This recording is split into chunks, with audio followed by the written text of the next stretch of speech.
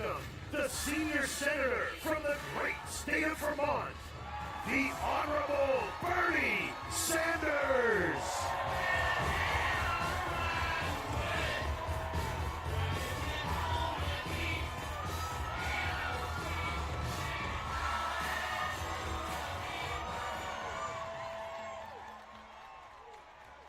Thank you, Washington. Thank you, indivisible. Thank you to the millions of Americans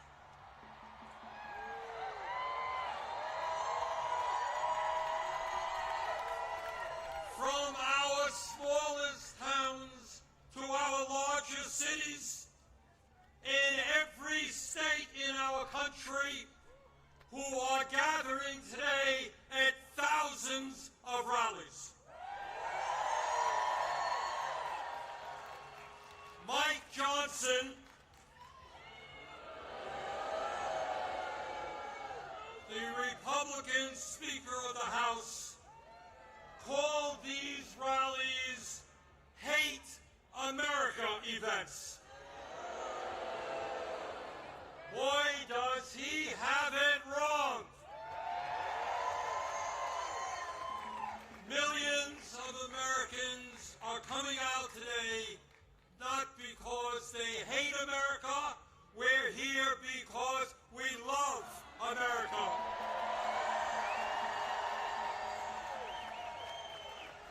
We're here because we're going to do everything we can to honor the sacrifices of millions of men and women who, over the last 250 years, fought and sometimes died to defend our democracy and our freedoms.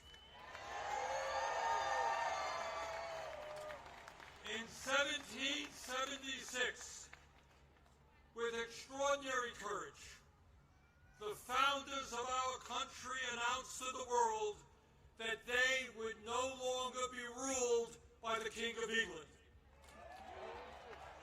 a king who had absolute power over their lives. They demanded freedom. And to bring that about, they fought a bloody war against the British Empire and the most powerful military in the world.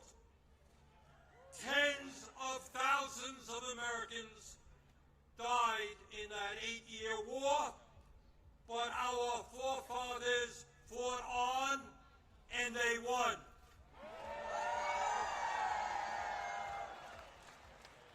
And in 1789, after winning that war, they did something extraordinary.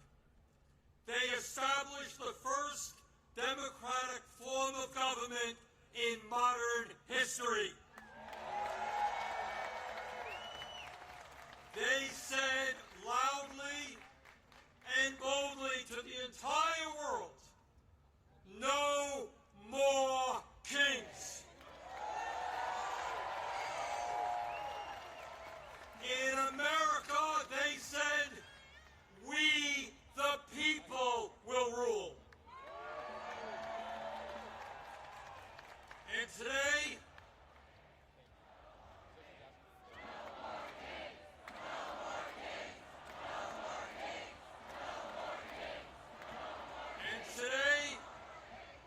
in the year 2025, in this dangerous moment in American history, our message is exactly the same. No, President Trump, we don't want you or any other king to rule us. Thank you very much, but we will maintain our democratic form of society. We will not move toward authoritarianism in America. We, the people, will rule.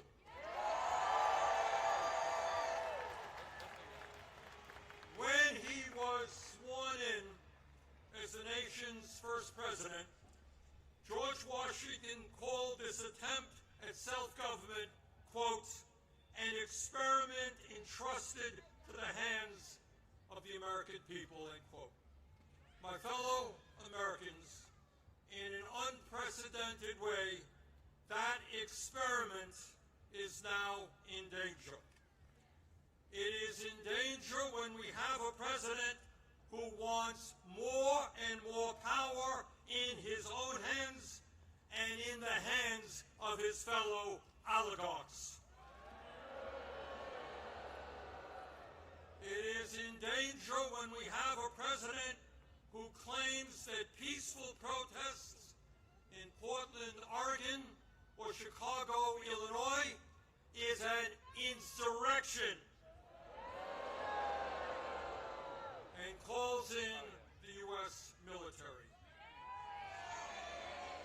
and then threatens to arrest the mayors and governors who resist them. It is in danger when we have masked agents working for ICE, breaking down doors, throwing people into vans without due process, and taking them to God knows where. It is in danger when we have a president who sues and intimidates the media, who wants no criticism of him and his policies, and who undermines the First Amendment of our Constitution, the very foundation of American democracy. Our country is in danger when we have a president who threatens to arrest or imprison political opponents who stand against them, including the Attorney General of New York State, a sitting U.S. Senator, and the Governor of California. It is in danger when we have a president who undermines freedom of thought and dissent at our colleges and universities, and who attacks law firms that oppose him in court.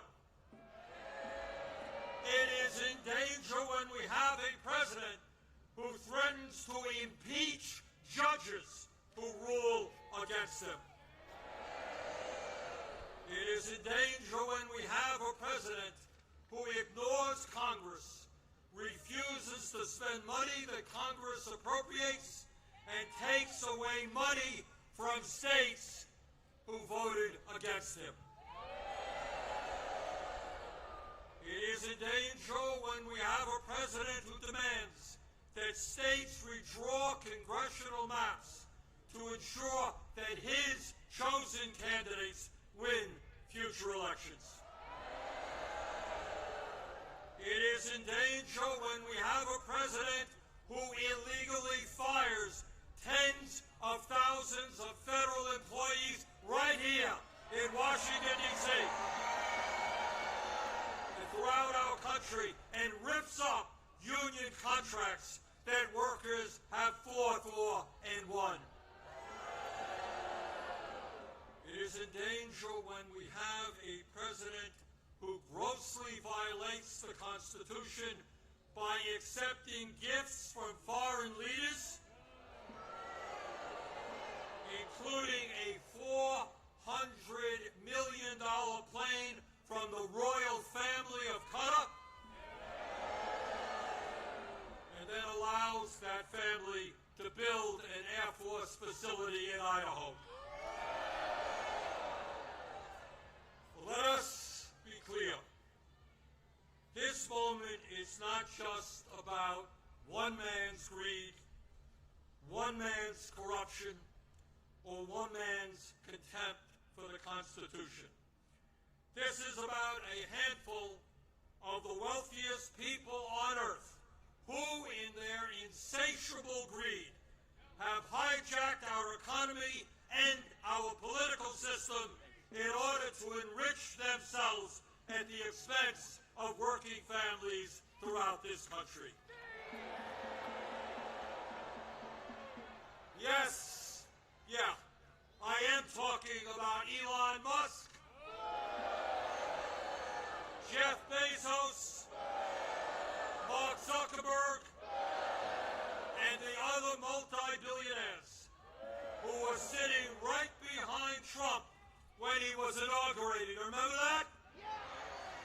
The very same billionaires who funded his campaign, who have bestowed gifts upon him, and who have seen huge increases in their wealth and power since Trump took office.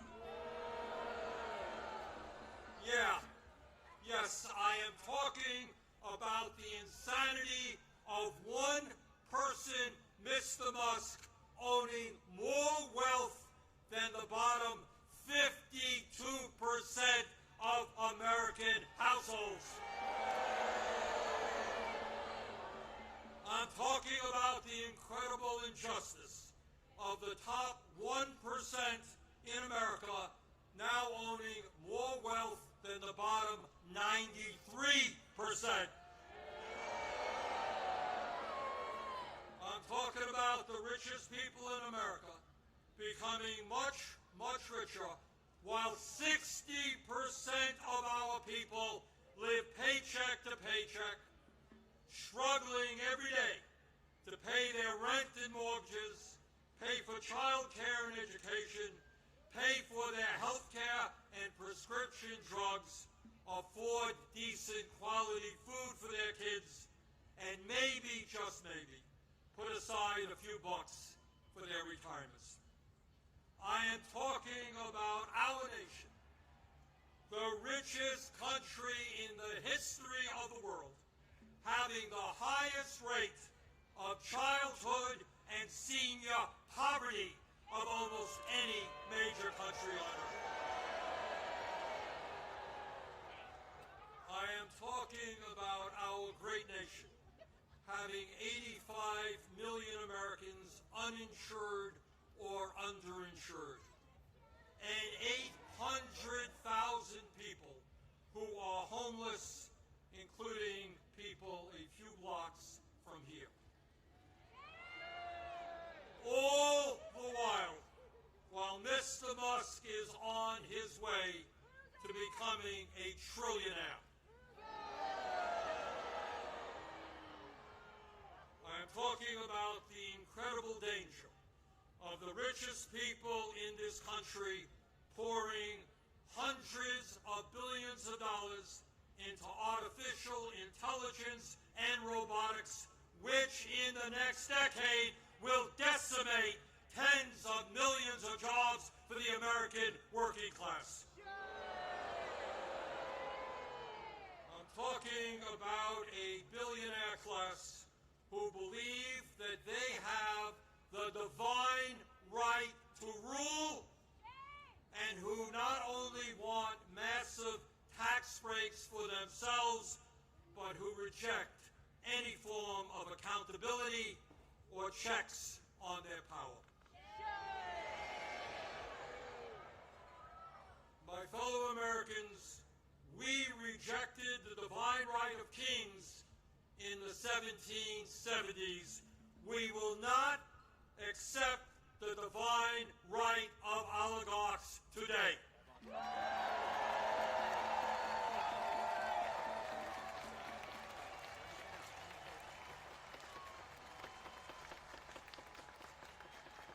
And now let's take a brief look at where we are today. Where we are today on the 18th day of a government shutdown, which is depriving millions of federal employees of the paychecks they desperately need and deserve.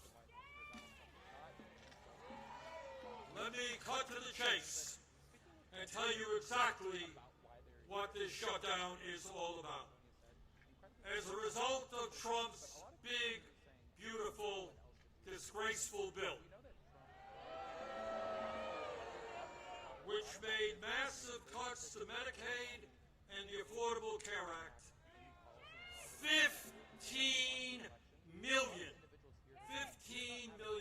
low-income and working-class Americans are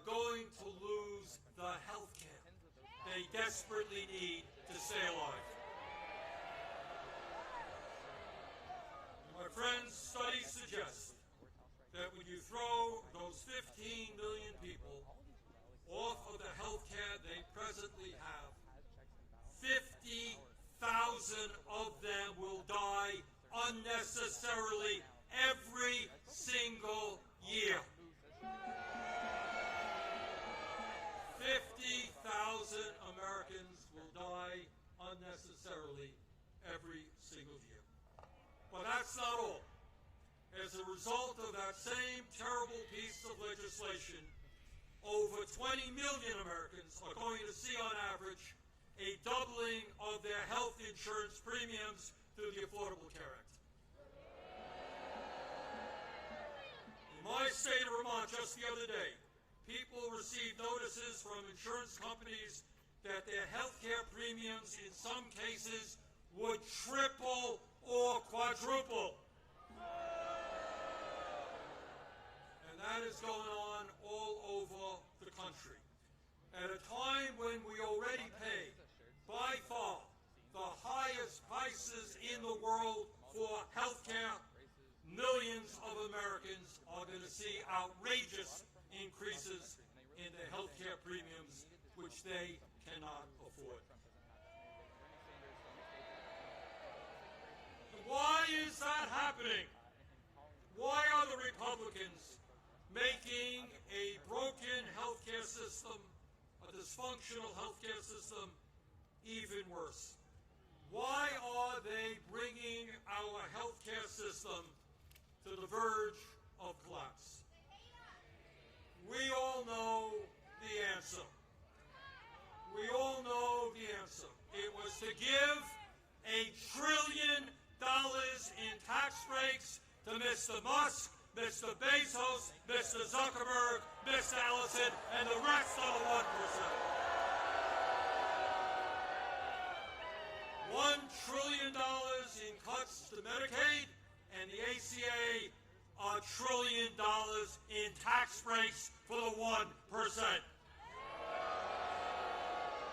That, my fellow Americans, is what this shutdown is all about. And let me be as clear as I can be.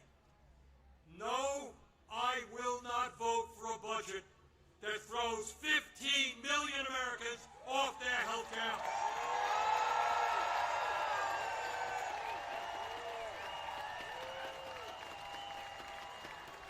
No, I will not vote for a budget that doubles premiums for 20 million Americans.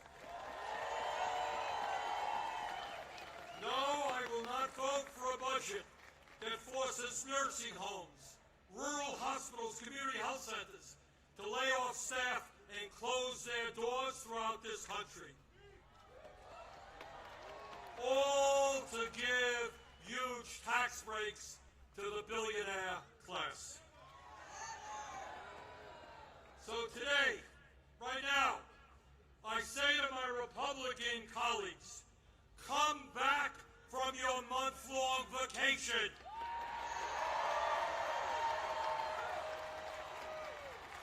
Start negotiating and do not allow the American healthcare system to be destroyed. End this shutdown.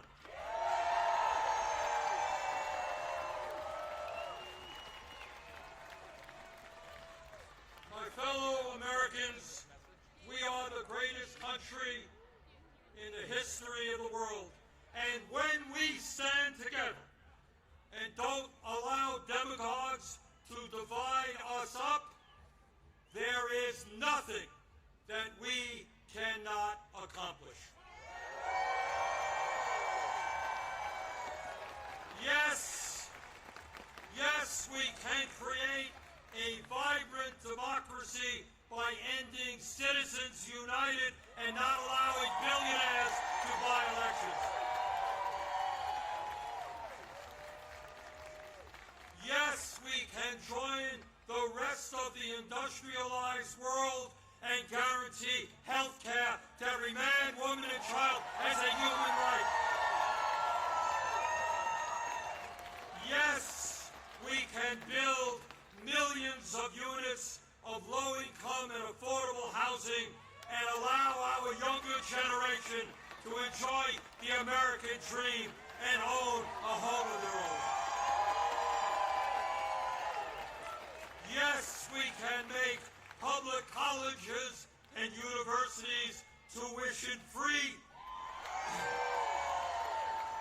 and have the best child care and public school system in the entire world.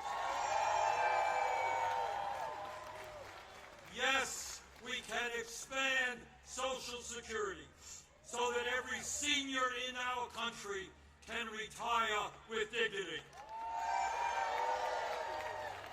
Yes, we can raise the minimum wage to a living wage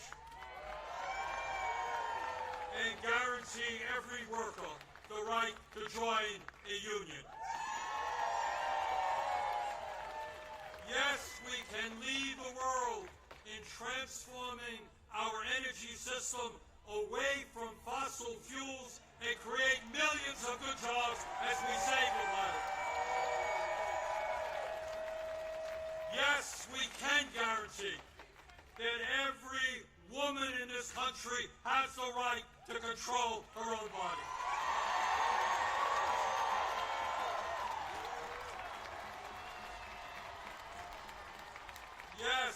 Yes, we can have a foreign policy that guarantees that never again will American taxpayer dollars be used to starve children in Gaza or anyplace else.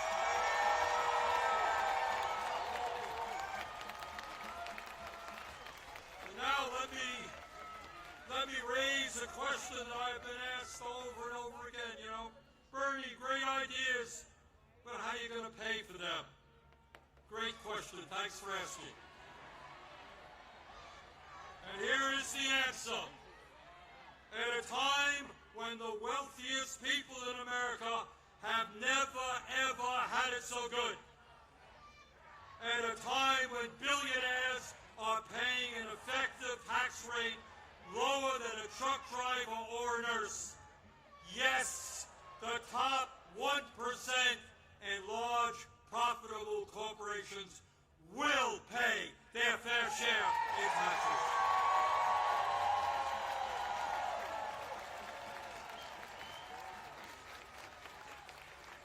My fellow Americans, the establishment, including the corporate media and many of my colleagues in Congress, want you to believe that you are powerless. They want you to believe that you cannot change the status quo. But that is a lie. Throughout the history of our country, when Americans have stood up and fought for justice, they have prevailed.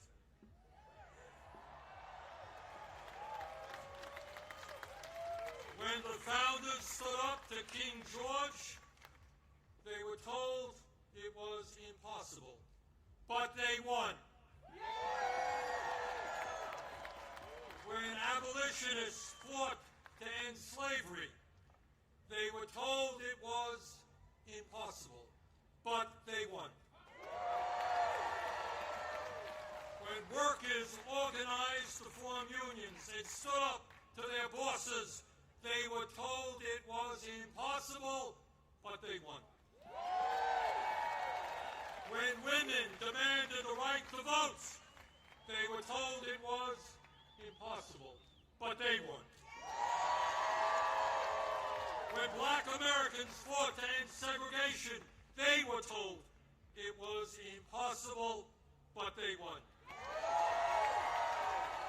When the LGBT community stood up for their rights, they were told it was impossible, but they won. Brothers and sisters, they did it then, we can and will do it now. And how do I know that we will succeed? Take a look at this huge crowd right here in our nation's capital. But it is not just here, as I understand it today, October 18th, 2025, there are more people out on the streets in more communities all over our country than we have ever seen in American history.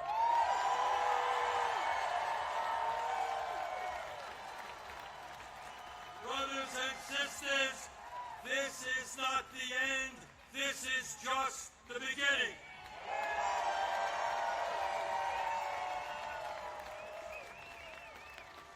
Together, when we stand united, when we don't allow Trump or anybody else to divide us up by the color of our skin or where we were born or our sexual orientation, when we stand together, we will create the kind of nation that you and I know we can become.